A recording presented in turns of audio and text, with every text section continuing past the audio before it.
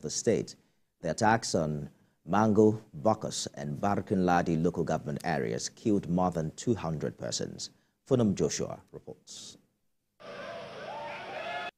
More than 300 police officers from the Mobile Force Unit were deployed across affected communities to protect the local population and also catch the killers that continue to terrorize the defenseless population.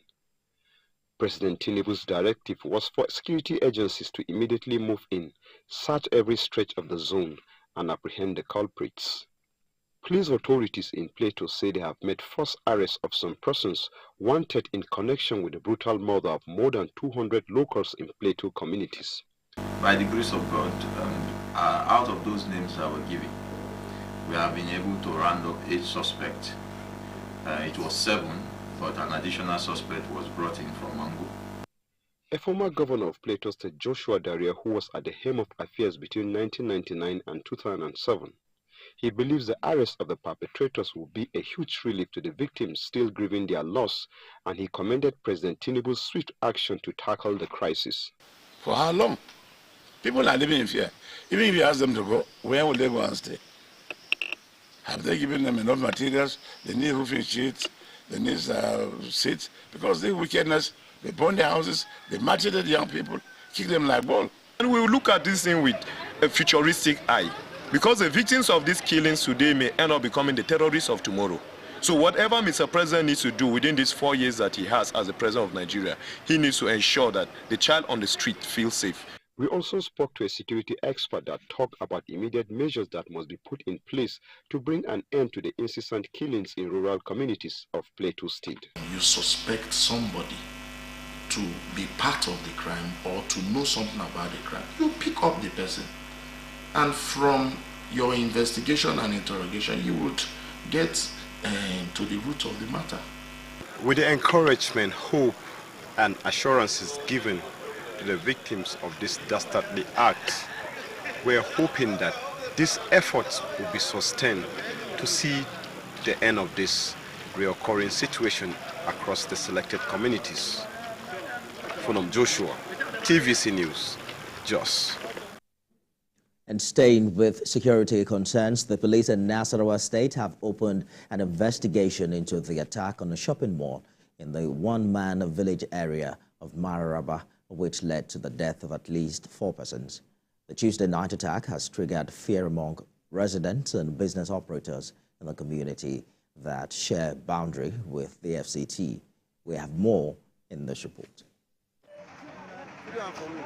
This is happening live, right? It's the first time a mall will be attacked in this area, leaving at least 4 people dead. They robbed the place and they just killed this man. Residents and business operators in one-man village in the Maraba area of Nasarawa State grapple with fear in the aftermath of the gruesome attack.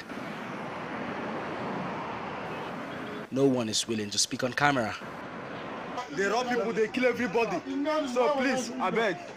You can see what's happening right now. We were here yesterday evening around 8:40 to 9 o'clock. We were watching ball at one best shop here, and then we started hearing gunshots.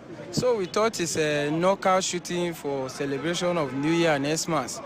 So when we came outside, I saw 2 guys with AK-47 and they were shooting the customers inside the plaza.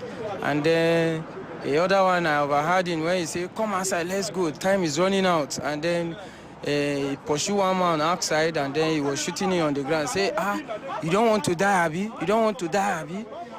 Die. Then he was shooting him like 4 gunshots on the ground. That was what we saw. Then I saw only 2 people with arms. And then they left and they passed in front of us, but I was on upstairs watching what was happening because it was night, so they couldn't see me. So I was watching them. My colleagues, they ran away from me, but I was watching them clearly. We gathered that 4 assailants held the area to ransom and left without taking anything. Police have cordoned off the crime scene and opened an investigation into the incident. Sifon ACN TVC News, Maraba. And former Minister of Humanitarian Affairs, Disaster Management and Social Development, Sadiya Umar Farouk, failed to appear at the headquarters of the EFCC in Abuja yesterday. The former minister was expected to report at the Anti-Corruption Office on Wednesday for her involvement in alleged fraud to the tune of 37 billion naira. The former minister was invited last week by the Anti-Graft Agency following a probe that was launched into her activities in the ministry when she held sway for 6 years. As at the close of work yesterday, the former minister didn't appear at the EFCC.